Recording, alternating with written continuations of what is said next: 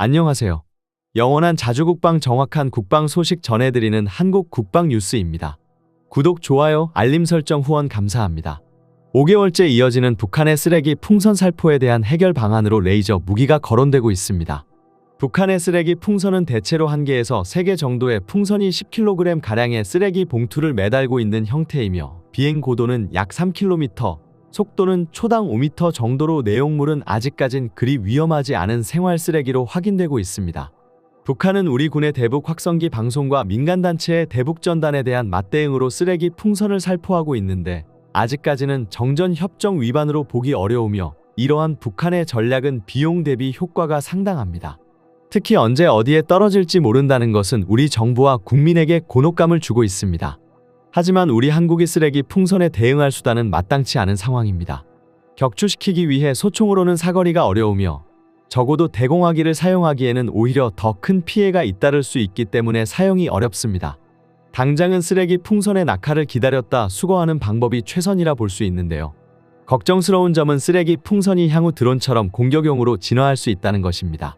실제 점차 북한의 쓰레기 풍선에는 고도화된 모습을 보이는 것이 발견됩니다. 낙하를 위한 기폭장치나 발열 타이머가 공장이나 산불의 화재를 야기하며 일정 고도에 이르면 자탄이 분리되는 다탄두 미사일을 흉내낼 수 있다는 것은 우리 민군의 위협이 되는 사항입니다. 그래서 최근 나온 최선의 대응책이 바로 레이저 무기입니다. 볼록 렌즈로 햇빛을 모으는 것처럼 강력한 레이저 빛의 에너지를 목표물에 집속시키면 흡수된 빛 에너지가 열 에너지로 변환되면서 목표물이 파괴되는 것입니다. 대한민국은 최초의 레이저 대공 무기 배치를 마쳤으며 현재 이를 실전 적용시키는데 최선을 다하고 있습니다. 대한민국 국방과학연구소는 한국산 레이저 대공무기 시스템을 기존 계획보다 2년이나 앞당겨 개발에 성공했다는 것을 밝혔습니다. 대한민국은 새로운 무기체계 개발을 시작한 이래 단지 4년 만에 레이저 대공무기 개발에 성공한 것이며 시험평가에서 3km 박 무인기 30대를 모두 명중시키며 100% 요격률을 자랑했습니다. 대한민국의 무기 성능은 놀라운 신뢰성을 자랑하며 세계 방산 시장에서 위상을 높여나가고 있는데요. 한국이 잘하는 것은 성능 개발뿐만이 아니었습니다. 더욱 놀라운 것은 세계 최고 수준으로 빠른 생산 기간이었습니다. 특히 하반기부터 순차적으로 배치되고 있는 레이저 대공 무기는 소형 무인기와 드론을 격추할 수 있는 20kW 출력으로 1초에 30만 km의 속도로 발사되어 연속 타격이 가능하며 무엇보다 한화에서 개발한 레이저 대공무기 1회 발사 비용은 2,000원가량으로 아이언 돔과 비교돼야 할 정도로 저렴합니다. 이는 레이저 무기 중에서도 최저 수준으로 글로벌 방산 무기 시장에서 확실한 가격 경쟁력을 가질 수 있다는 것입니다. 또한 한국이 개발한 레이저 대공무기는 전기만 있으면 어디서든 운용할 수 있는 저비용 고효율 무기체계라는 장점이 있습니다. 이번 이란의 공격을 대한민국 레이저 대공무기로 막았다만 단 50만 원을 사용해 모든 드론을 요격할 수 있었다는 것이 됩니다. 대한민국이 이러한 레이저 무기를 빠르게 개발한 계기는 2022년 북한의 무인기가 아무런 제약 없이 서울 하늘을 날아다녔기 때문입니다. 당시 우리 국방부는 큰 충격을 받았고 무인기 대응 정책을 빠르게 내놓았습니다. 이후 국방과학연구소는 레이저 기술을 탑재한 KF-21 진화 모델을 통해 레이더 탐지 후 적기를 즉각 격추할 능력까지 얻을 수 있을 것이라고 언급했으며 결국 2년도 안 되는 시간 만에 국방부는 레이저 무기의 전방부대 전력화를 발표했습니다. 최근 3월 백령도 해병대 유교단 방공 레이더에 NLL 북쪽 상공에 궤비행체가 되는 사건이 있었는데 이때 대한민국은 경고 사격을 하였음에도 남하하는 비행체를 순식간에 폭파시켜버렸습니다. 한국의 레이저 무기는 초속 30만 km로 목표를 즉각 파괴시킬 수 있는 능력을 갖추고 중력과 대기의 영향을 거의 받지 않아 더욱 무시무시한 무기로 각광받고 있습니다. 정밀도가 높고 신속한 대응이 가능하다는 것이 가장 큰 장점입니다. 이는 운동역학적 탄도 계산이 필요 없이 직전하는 레이저의 특성 덕분입니다. 우리 대한민국이 개발한 블록원은 20kW급 출력의 사거리 2에서 3km 제원을 갖추고 있으며 앞서 말했듯 요격률은 100%에 달합니다. 특히 발사 비용도 2,000원으로 전 세계 최저이기 때문에 당장 위협되는 북한의 대남 쓰레기 풍선을 격추시키기 알맞은데요. 이와 함께 군에서는 더 높은 30kW급 출력의 트럭에 탑재되어 이동 가능한 기동형 레이저 대공무기 블록2 드론뿐 아니라 미사일 요격이 가능하며 해군 전투함과 항공기에 탑재할 수 있는 100kW급 블록3 개발에도 주력하고 있습니다. 그런데 많은 분들이 관심을 가지는 것이 바로 블록3입니다. 항공기 탑재형 레이저 무기라 함은 우리 국산 전투기 KF-21 전투기에 레이저 무기가 탑재될 수 있다는 사실을 뜻합니다. 우리는 한국의 대공 레이저 무기 개발이 유의미한 성과를 거두면서 KF-21 전투기의 무기도 레이저 무기와 비슷한 결로 그 수준이 높아질 수 있다고 기대하고 있습니다. 대한민국은 최근 세계적으로 주목받는 대공 레이저를 실전 배치하기 시작했습니다. 이는 미국보다 빠른 속도이며 세계 최초로 레이저 대공 무기의 실전 배치를 선언한 것입니다. 전 세계 방위산업체들은 대한민국의 이러한 당당한 발표에 주목하고 있습니다. 그중 가장 기대되는 내용은 KF-21 전투기에 탑재될 무기 역시 레이저 무기에 가깝게 개량되는 단계를 거친다는 것인데요. 가장 먼저 KF-21 전투기에 탑재될 훈련 장비 국산화까지 성공했다는 소식이 들려왔습니다. KF-21뿐만 아니라 FA-50과 같은 전술형 경전투기의 훈련 가치를 높이는 데도 이는 큰 기여를 하게 될 것이며 전장 정보 수집 기술인 다출처 영상 융합 체계와 다중빔 안테나 기술까지도 완벽히 국산화되었다는 소식이 들려 국내 군사 전문가들까지 경악했습니다. 이는 네트워크 기반의 유무인 복합 체계의 전술적 구현을 진행할 기반 기술이 마련한 것이나 다름없습니다. 그렇기 때문에 대한민국이 6세대급 전투기를 보유할 발판을 만들었다고 자신있게 말할 수 있게 되었습니다. KF-21 전투기에 사용될 다출저 영상 융합 체계의 전력화는 국내에서 독자적으로 작전 탐지 교란 파괴 방어를 수행하기 위한 신속하고 정확한 감시 정책, 영상 정보 처리 및 분산 능력을 향상시켜 효과적인 표적 타격 작전을 지원할 수 있게 합니다. 다출처 영상 융합 체계는 전자광학 적외선 센서 등에서 수집된 대규모 정찰 영상을 통합 및 융합 처리하고 신뢰성이 보장된 표적 영상 정보를 생성하여 각 전장 관리 정보 체계에 전송하는 시스템입니다. 인공지능과 빅데이터 등의 첨단 기술을 적용하여 미래 위협에 대응할 수 있다는 것이 특징적인데요. 국방과학연구소는 하나의 안테나로 4개의 무기체계와 독립적인 통신망 구축을 할 수 있도록 독자적인 다중빔 안테나를 제작했습니다. 한국형 기술은 다수의 타일형 다중빔 안테나를 원통형으로 배열하는 능동위상 배열 방식을 사용해 360도 방향으로 다양한 대상과 자유롭게 통신할 수 있도록 구현되었습니다. 이는 전파 방해와 악천후의 영향을 최소화하여 무인기의 작전 영역을 획기적으로 넓히고 통신 능력까지 비약적으로 상승시킬 것을 공표했습니다. 또한 국방과학연구소는 다중빔 안테나 기능을 지속적으로 향상시켜 유인 및 무인기, 함정, 위성 등 다양한 플랫폼에 적용 가능한 초고속 정밀통신 무기체계 개발의 범위를 넓힐 계획입니다. 이로써 KF-21은 무인 전투기와 함께 초고속 정밀통신의 발판까지 마련되었다는 평가가 지배적입니다. KF-21 전투기가 레이저 무기 장착의 발판을 마련되었다는 것입니다. 다만 실제 전력화를 위해서는 보다 다양한 추가 실험이 진행되어야만 한다는 의견이 대다수입니다. 한국과학기술연구원은 30여 년간 산업용, 의료용, 국방용 레이저 관련 각종 융복합 연구를 통해 첨단 레이저 산업을 개척해왔습니다. 특히 첨단 소재 관련 광센서 관련 응용 연구와 과학기술 정책 수립에 힘을 쓰고 있으며 레이저 기술 응용의 두각을 보이고 있는데요.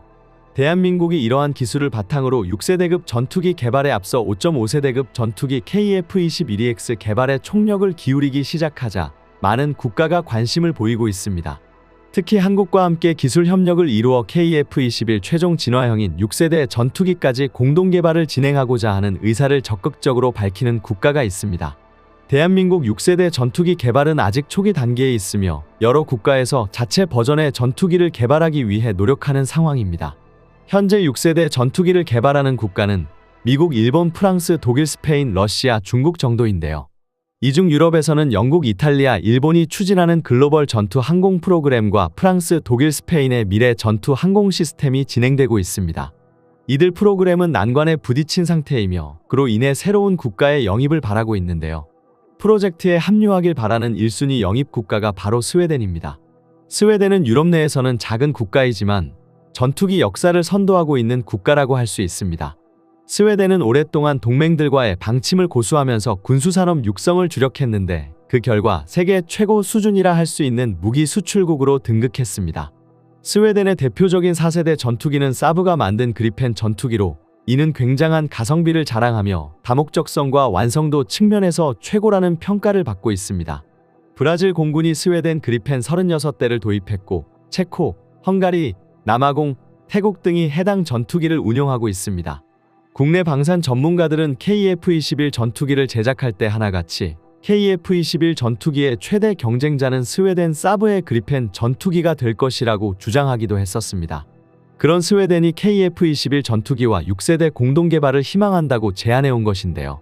지난 6일 스웨덴 국방조달본부는 스웨덴 한국우주업체 사보와 차기 전투기에 대한 연구를 원점에서 새롭게 시작하는 계약을 체결했습니다. 그동안 유럽에서 진행하는 6세대 프로젝트에서는 스웨덴 참여를 촉구하는 제안이 무수했습니다만 유럽의 제안을 모두 거절한 스웨덴이 한국과의 6세대 전투기 개발의 의사를 밝힌 것은 상당히 충격적인 사실인데요. 특히 유럽 국가들은 경악을 금치 못하는 상황입니다. 실제로 유럽의 유라시아 타임스에서는 스웨덴의 행보에 대해 유럽 국가들이 더 이상 자신들만의 연합으로 미래 경쟁에서 살아남기 힘들다며 대한민국과의 협력을 고려해야 한다는 것을 인정했다고 전했습니다. 국내 전문가들은 다국적 협력이라는 것은 개발 비용을 나누고 수요를 맞춰 규모의 경제를 실현하는 방법인데 현재 KF-21 전투기 공동개발 국가인 인도네시아와 같은 기술력도 신뢰도도 없는 국가가 아닌 스웨덴과 같은 높은 기술 수준과 신뢰를 갖춘 국가라면 분명 큰 시너지가 날 수 있을 것이라고 환호했습니다. 그동안 일부 국산 전투기 개발 반대파들은 처음부터 다른 방산 선진국들은 5세대, 6세대를 만들고 있는 지금 한국이 4.5세대 전투기를 만드는 것은 9세대적이라 비판했으나 한국은 처음부터 6세대 전투기까지 염두에 두고 개발을 진행했습니다. 이로 인해 최근엔 5세대까지는 독자 개발을 진행해도 문제가 없겠지만 6세대는 반드시 공동 개발을 해야 한다는 주장도 제기되고 있습니다. 특히 6세대 전투기는 개발 자체가 까다로운 만큼 분담금만 내주는 국가가 아니라 개발비를 포함해 기술력을 가진 나라가 참여하는 것이 성공 확률을 높일 수 있는 방법이라는 의견이 힘을 얻고 있는데요. 특히 스웨덴이 대한민국과 공동 개발에 협력하게 된다면 진정으로 서로가 윈윈하는 프로젝트를 진행할 수 있습니다. 6세대 전투기가 개발된다면 이를 다른 국가에 판매하지 않겠지만 서로 간의 협력을 통해 4.5세대나 5세대 전투기까지는 유럽 국가들에 판매할 수 있습니다. 특히 유럽 국가의 판매 물량을 스웨덴에서 생산 및 유지 보수를 진행하며 수출 효과를 이어갈 수 있으며 대한민국이 아시아 지역 수출과 중동, 남미 지역까지 공동으로 진출할 발판을 마련할 수 있습니다. 스웨덴이 한국과 함께하고자 하는 움직임이 갑자기 시작된 것은 아닙니다.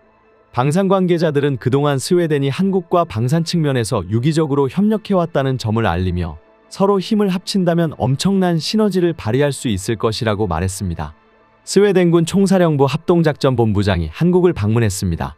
그의 방한 이유는 스웨덴이 유럽뿐만 아니라 인도 태평양 지역의 군사 안보와 네트워크를 구축해야 하며 그 주요 축이 한국이라고 생각하기 때문입니다. 방한 중 한국군 카운터파트들을 만나면서 방위산업 관련 협의도 진행될 것이라고 밝혔으며 이것이 방문의 가장 중요한 이유로 보입니다. 스웨덴 합동작전본부장은 한국과의 협력이 여러 단계로 진행될 것으로 예상하며 현재 말할 수 있는 것은 양국 간 협력이 더 강화될 것이라는 점이며 한국의 군사 및 방산에 대한 그의 믿음은 두텁다고 말했습니다. 또한 현재 한국과 방위산업 관련 협력에 대해 논의하고 있다는 것도 당당히 밝혔습니다. 구체적인 방산협력 내용은 밝힐 수 없으나 군사레이더, 잠수함, 전투기 등 다양한 협력을 진행 중이라고 언급했습니다. 군사 전문가들은 현재 6세대 전투기 개발 산업에 대한 협의사항이 분명히 오갔을 것이라고 추측하고 있습니다. 현재 유럽 방산이 대한민국을 견제하는 상황에서 스웨덴의 전투기 사업 참여는 큰 호재로 작용할 가능성이 높아졌습니다. 대한민국은 군사 선진국에 비해 시작은 늦었지만 도약하는 속도는 경이로울 정도로 빠릅니다. 이미 레이저 무기 개발의 기초를 모두 이루었으며 더욱 놀라운 것은 이 모든 것을 KF-21 전투기에 적용하여 더욱 뛰어난 수준의 무장을 이루겠다고 밝힌 것입니다. 최근 공대공 미사일 발사 장면을 당당히 공개하며 한국산 전투기의 실전 전투 능력을 민간에 선보였는데 최근에는 6세대급 공격수단이라고 불리는 KF-21 전투기용 레이저 요격 무기 개발 성과까지 드러났다는 것에 세계가 환호하고 있습니다.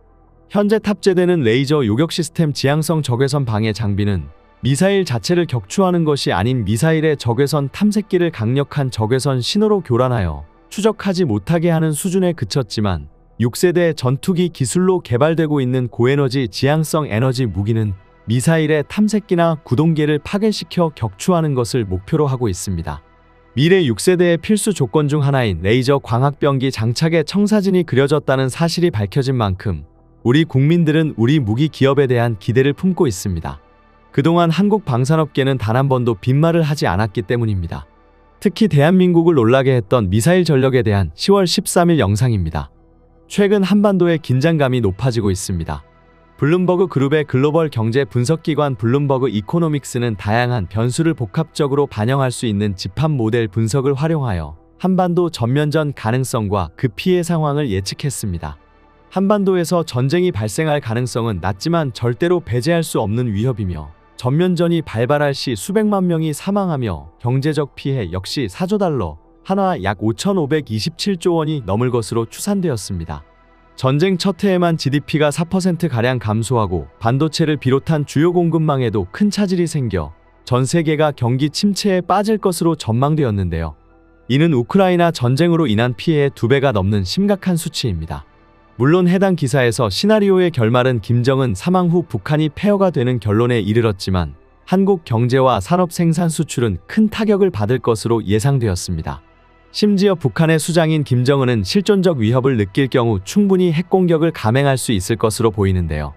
지난해 카이다 연구에 따르면 북한은 한국, 일본, 심지어 미국에 대해서도 핵공격을 할 수 있는 80에서 90여 개의 탄두를 보유하고 있는 것으로 추정되었습니다.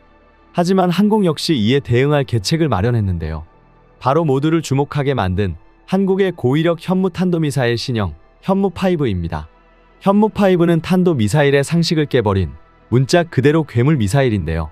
국회 국방위원회 국방부 국정감사에서 드러난 재원은 그야말로 충격이었고 10월 1일 국군의 날을 공개된 인물은 공포 그 자체였습니다. 신형 현무는 길이 20m, 직경 1.6m, 발사 중량 36톤의 대형 미사일입니다.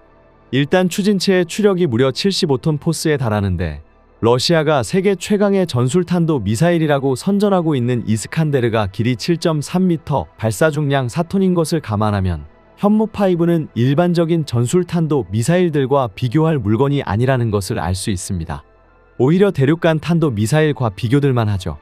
가장 유사한 지원으로 비교되는 미국 미니트맨 3는 길이 18m, 직경 1.3m, 발사 중량 35.3톤으로 현무5와 비슷한 크기와 중량을 지니고 있습니다. 일단 추진체 추력 역시 80톤 포스로 현무5와 대동소이합니다. 핵무기 보유에 필요한 기술은 크게 2가지로 핵탄두 기술과 발사체인 ICBM 현무 미사일로 분류됩니다. 다탄두가 아닌 기초적인 핵탄두 기술은 2차 세계대전에서도 사용될 정도로 북한도 탄도 미사일을 개발하기 이전부터 개발하는데 성공할 만큼 보편적인 기술이지만 발사체인 탄도미사일은 전 세계 열강들에서도 개발하기가 무척 까다로운 대전략 무기체계로 평가받습니다. 특히 사거리 8,000km 이상 탄두 중량 9톤급의 미사일 동체를 받쳐줄 높은 출력의 엔진을 갖추는 건 정말 어지간히 첨단 기술력을 보유한 나라가 아닌 이상 기술 보유를 하기 힘들 정도입니다. 그런데 대한민국이 알고도 막을 수 없는 마하 9 이상의 성격의 극초음속 미사일을 개발 중인 것도 모자라 미래 전쟁의 흐름을 바꿀 현무탄도 미사일형 극초음속 미사일 실험이 바로 올해 실시될 예정입니다. 미국조차 힘들게 탄생시킨 극초음속 미사일은 마하 9 내외에 순간적인 초속 6.8km로 가변 활강하다 시스템으로 요격이 매우 어려워 태평양과 한반도에서 중의 도발을 가장 효과적으로 억제하는 무기가 될 것은 자명한 사실입니다. 무엇보다도 특별한 것은 이러한 극초음속 미사일의 핵탄두까지 장착하는 순간 그 무기는 이미 방공망의 의미를 상쇄시킬 수준입니다. 상층 대기권의 진입 이후 분리된 탄두가 타겟을 향해 진입하면서 마하 10까지 가속되는 이 속도에서 나오는 파괴력으로 어떠한 지하 벙커 시설은 뚫어버릴 정도입니다. 또한 핵탄두 말고도 다양한 방식의 벙커 버스터로 활용이 가능합니다. 한국국방과학연구소는 다양한 종류의 현무미사일을 개발하는 것으로 확정지었습니다. 당초 2030년 완성을 목표로 했던 중장거리 무기 전력화 완료 시기를 2028년까지 앞당길 방침이며 여기에 한국형 장사정포 요격체계 개발 전력화 역시 동시에 완료할 예정입니다. 과거 한국의 극초음속 무기 개발은 세계적으로 뒤처지는 것으로 분석되었는데 이제는 상황이 180도 뒤바뀌었습니다. 그래서 한국은 모든 연구진들이 총동원해 극초음속 무기 개발에 주력했고 그렇게 해서 태어난 것이 현무 극초음속 미사일입니다. 이것은 탄도 미사일 형태뿐만 아니라 순항 미사일에도 탑재가 가능해 자체 장착한 램제트 엔진을 통해 마하 추력을 꾸준히 유지하며 목표물을 타격할 수 있도록 설계되었습니다. 고고도는 탄도 미사일 형태, 중고도는 순항 미사일 형태로 계획되어 있습니다. 우리 군은 당초 사거리 5,000km 내외의 모든 목표물을 타격할 수 있는 현무 미사일을 마지막으로 도입할 계획이었지만 최근 북한이 전술핵 탄두를 탑재할 수 있는 것으로 알려진 신형 전술 미사일과 초대형 방사포를 등장시키며 현무의 개량 형태인 현무6 개발과 극초음속 미사일까지 동시에 개발을 진행하고 있는 게 확인되었습니다. 사거리 500km의 체급인 현무1 미사일에서 지금까지 발전하기까지 많은 시간이 걸렸습니다. 지금 현무 미사일 기술로는 베이징을 유효 사거리까지 도달하기에 충분한 거리인데요. 미국의 군사 전문 저널 기사에서 한국의 현무 미사일이 테스트 임무 중엔 중국의 공격 범위 최대 2000km까지 날아가 버튼을 누르는 것도 포함됐을 것이다라고 보도하기도 했습니다. 한국군이 서태평양의 현무 미사일 배치에 주목하는 주요 이유로 항구와 가까운 중국 해군의 억제 능력도 고려했을 텐데요. 또한 적국이 발사하는 미사일 방어 체계 LS2 역시 현장 배치를 계획하고 있습니다. 이 같은 구상이 성공하면 우리 군은 여러 번의 요격 시도로 한반도 내에 접근하는 공격형 미사일 방어 성공률을 높일 수 있을 것입니다. 우리의 안보와 생존이 걸린 만큼 극초음속 미사일 개발뿐만 아니라 적국의 극초음속 미사일 방어 체계 구축에도 만전을 기해야 할 것입니다. 현재 80년 역사의 미국 민간 연구소이자 최초의 싱크탱크로 불리는 앤드 연구소는 현재까지 극초음속 미사일 개발에 성공한 나라는 지구상에서 미국과 러시아 뿐이다라고 결론짓고 있습니다. 하지만 이 국가 다음으로 개발 성공에 유력한 것은 중국의 둔펑 그리고 한국의 현무라고 언급하고 있습니다. 이미 올해 국방과학연구소 예산으로 연구개발비가 하나로 5천억 원 이상이 추가로 할당되었습니다. 이처럼 미국에서 주장하는 것처럼 극초음속 미사일 개발에 성공한 국가로 대한민국을 꼽고 있지만 아직은 미흡한 부분이 있지만 러시아의 기술이 흘러 들어간 북한의 극초음속 미사일 개발 역시 경계해야 합니다. 이를 탐지, 요격하는 한국형 미사일 다층 방어체계 완성도에 가까워지고 있죠. 실제로 국방과학연구소는 이미 작년 한국형 극초음속 미사일 하이코어 시제품 제작을 마치고 시험 발사를 앞두고 있습니다.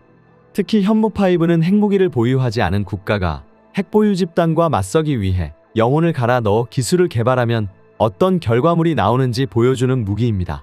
특히 국군의 날 현무5를 실은 신형 차대 주행 능력 역시 큰 주목을 받았는데요. 구축대형 트럭으로 매끄러운 사선 기동까지 완벽히 수행해 냈던 이동식 발사대를 기아에서 자체 개발 및 제작한 것으로 알려졌습니다. 기아는 국내에서 유일하게 군용 차량 개발 전문 연구소와 생산 설비 시설을 갖추고 있는데요.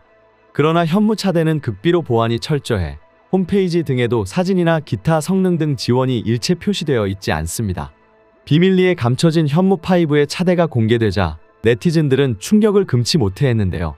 일반 차량과 달리 업계에서 차축이 운전대를 돌리면 좌우측으로 돌아가는 후륜 조향 장치도 설치되었고 이 기능 덕분에 공개된 영상처럼 현무5 발사대 차량은 운전대를 돌리면 가장 앞바퀴와 나머지 8축의 뒷바퀴가 동시에 좌우로 움직이게 됩니다. 이러면 좌측 대각선 방향으로 수평 이동, 일명 개걸음이 가능해져 회전 반경이 크게 줄어들게 됩니다. 국토의 70%가 산악지형이고 각종 험지가 다반사인 한반도 지형에서 미사일을 쉽게 이동시킬 수 있고 적군이 아군의 미사일 위치를 파악하는 것은 어렵게 하는 장점이 있습니다. 이 밖에 럼플렛 타이어와 공기압 규율 장치, 방탄 캐빈, 화생방 방호 처리 등이 설치되어 있죠. 사실 일반인의 시선으로 봤을 때 대형 트럭 개발 및 생산이 그리 어렵지 않게 느껴질 수 있습니다. 그러나 사실 이런 특정 차를 설계부터 부품 제작까지 다 할 수 있는 나라는 거의 한 손에 꼽힐 정도로 드는데요. 사실 한국도 그동안 현무차들을 체코에서 수입하여 썼었는데 우리 국내 기술 지인들의 노력으로 현재 국산화가 된 것입니다. 현무2C 텔의 경우 체코의 타트라 815밀리터리 계열 차대를 사용했습니다. 우리나라에서 차들을 도입 후 캡을 국내에서 제작 조립하여 사용해 왔는데요. 북한도 다양한 로켓부와 미사일 트럭으로 체코 테트라사의 텔을 사용해오고 있습니다. 그러나 한국은 현무 기술 개발과 함께 기업에서 전용 8축, 9축, 10축 트럭을 끝없이 개발하였고 결국 전력화가 된 것입니다. 이처럼 현무5는 사실상 한국의 기술력의 발전 과정이 녹아들어 있다고 봐도 무방한데 유독 이것을 인정하지 못하는 국가가 있습니다. 바로 중국입니다. 중국은 현무5의 성능을 평하면서 중국에 그리 큰 위협이 되지 않을 것이라며 역시나 자국 내 언론사에서 오보를 지속해서 방영 중입니다. 지난 2일 중국 매체 소후에서는 현무 무기가 둥펑 26의 1.5배인데 사거리 800km 라는 제목의 기사를 보도했습니다. 주요 내용을 요약하면 다음과 같은데요. 한국의 현무5는 이미 북한과 일본뿐 아니라 중국의 여러 주요 도시들과 산업지역들도 사거리에 드는 전력 무기다. 이 같은 한국의 장거리 타격 명령 보유는 한국을 이용하여 자신들의 국력과 군사력 쇠퇴를 만회하려는 미국의 의도가 담겨 있다. 그러나 한국의 이러한 행보는 대단치 않고 작은 나라로서 고강도 전면전에 뛰어들어 위험을 자초하는 짓이다라 말하며 한국이 주제에 맞지 않게 너무 위험한 장난감을 만들었다고 비난했습니다. 이는 오히려 한국의 무기가 두렵다는 것을 방증하는 것 같은데요. 현무5에 왜 중국이 굉장히 민감하게 반응하고 있는 이유는 탄두 중량에 따라 천차만별로 달라지는 사거리 때문입니다. 최근 국방부는 탄두 중량을 1톤으로 낮출 경우 사거리가 5,500km까지 늘어난다고 밝힌 바 있습니다. 중국 전역은 물론 대만과 남중국해까지도 사거리가 전부 포함됩니다. 이에 CCTV 산하 중국 매체 공영방송에서는 중국 공산당을 무너뜨리는 건 미국의 핵이 아닌 다름 아닌 한국의 현무일 것이라는 분석을 내놓고 있는데요. 최근 군미 천하의 군사 패널은 미군의 핵무기는 공중에서 폭발하기 때문에 중국군의 수뇌부가 지하 벙커에 피신할 경우 재반격할 기회를 가질 수 있지만 이때 한국군의 현무5가 중국을 공격할 경우 지하 300에서 500m를 뚫고 들어와서 폭발하기 때문에 중국군 수뇌부는 살아남을 수 없다며 중국이 대비할 것은 현무5의 벙커버스터 능력이다라고 소신 발언했습니다. 그러면서 탄두 중량 8톤의 쇠덩어리가 우주로 날아가다가 떨어질 때 속력을 마하 10 이상이기 때문에 소행성이 지면에 충돌하는 것과 같은 효과가 나타날 것으로 전망되는데 한마디로 현무5가 지면에 충돌할 때 발생하는 충격파로 인해 웬만한 도시 하나는 초토화되며 반경 10km 안에 있는 건물 및 생명체는 무사하지 못할 것입니다. 또 지하 수백 미터를 파고 들어가서 터질 경우 2차로 지진파가 생기기 때문에 그나마 살아남은 건물도 무너질 수 있다. 즉 보유할 수는 있으나 사용할 수 없는 미국의 전술핵 무기보다 현무5가 중국으로서는 더 무섭다라고 분석하고 있습니다. 이런 가운데 동북아 최고의 미사일 강국이 된 한국이 공격뿐만 아니라 우수한 방어 능력 또한 갖추게 되어 주목을 받고 있는데요. 현재 한국군이 구축하고 있는 미사일 이중 방어망이 10년 안에 마무리되면 중국과 북한은 한국을 미사일로 공격하는 것이 불가능하게 되며 자칫 잘못 구체적인 움직임을 보였다가 한국군의 현무에 의해 역으로 초토화될 수가 있습니다. 대한민국은 현무원 미사일부터 시작해 20년 전부터 순항 미사일 엔진을 통해 극초음속 미사일 기초 기술을 축적해왔으며 국방과학연구소를 중심으로 한국화약과 한화에어로스페이스, 현대로템, 바남 시스템즈 등이 공동 연구 개발에 참여할 만큼 기반이 될 반도체와 화약유도체 분야에서 가장 앞서 있는 국가입니다. 현재 대한민국이 개발 중인 극초음속 미사일의 누리호 위성의 다탄두 기술이 상당 부분 도움이 되었다는 것을 방산 관계자의 증언에 따라 확인했으며 이미 국방과학연구소는 작년 시속 600km 이상의 성적을 내는 미사일 하이코어 시제품 제작을 마친 후 현재 시험 발사를 준비 중입니다. 현무 극초음속 미사일이 전력화에 성공한다면 서울에서 베이징까지 그야말로 3분 만에 도달하는 스펙을 가지게 됩니다. 그런데 이것을 지켜보는 중국도 그렇고 북한이 놀고만 있는 것은 아닙니다. 지난달 14일 북한은 고체 연료를 사용한 극초음속 중장거리 탄도 미사일 시험 발사에 성공하며 평양에서 서울까지 1분 타격의 시대를 열었다고 자신있게 공표했습니다. 그리고 3월 19일에는 극초음속 미사일용 3단 고체 연료 엔진 지상 분출 시험까지 진행했는데 북한은 지난해 11월 비행 분출 시험에 고체 연료 엔진을 장착한 미사일의 테스트 비행까지 마친 바 있습니다. 그리고 앞선 시험 결과를 바탕으로 엔진 지상 시험까지 거듭 추진한 것으로 보이는데요. 특히 북한은 자신들이 발사한 미사일이 곧 최대 속도 마하 9에 도달할 것이며 이는 한국의 미사일 방공망을 회피하기 충분한 수준이라고 주장했습니다. 하지만 이건 공산국 북한의 주장일 뿐입니다. 현재 북한에는 러시아의 기술이 어느 정도 흘러 들어간 것으로 알려져 있습니다. 이에 대한 보상의 대가로 러시아가 직접 몇 가지 방산 기술들을 주었다고 보고 있습니다. 이처럼 한반도 주변국들이 극초음속 미사일을 포기하지 못하는 이유는 극초음속 미사일은 차세대 꿈의 신괴물 무기로 불리는 만큼 이론상 기존 미사일 방어체계로는 요격할 수 없기 때문입니다. 지르콘 미사일의 경우 음속의 9배, 즉 마하의 속도로 날아가 최대 6,000km 떨어진 목표물을 타격할 수 있으며 너는 지난 수년 동안 시험 발사해왔고 지난해 1월 군함과 잠수함 등에 실전 배치한 것으로 알려져 있는데요. 이 때문에 한때 극초음속 미사일을 포기한 것으로 알려졌던 미국도 독특하게 사업을 다시 추진하고 있습니다. 이처럼 극초음속 미사일 개발이 향후 세계 판도를 결정할 게임 체인저 무기이라는 의견이 제시되고 있습니다. 대한민국은 현무에 이어 또 다른 미사일까지 쉼없이 개발해내고 있습니다. 한국은 여전히 휴전국가이며 전쟁 상황을 가정해야만 합니다. 대한민국 안보가 안정될 수 있길 기대하며 한국이 더욱 놀라운 화력의 국가로 각광받길 기대합니다. 지금까지 한국 국방 뉴스 시청해주셔서 감사합니다. 구독, 좋아요, 알림 설정 해두시면 언제나 좋은 소식 전해드리겠습니다. 즐거운 하루 보내세요.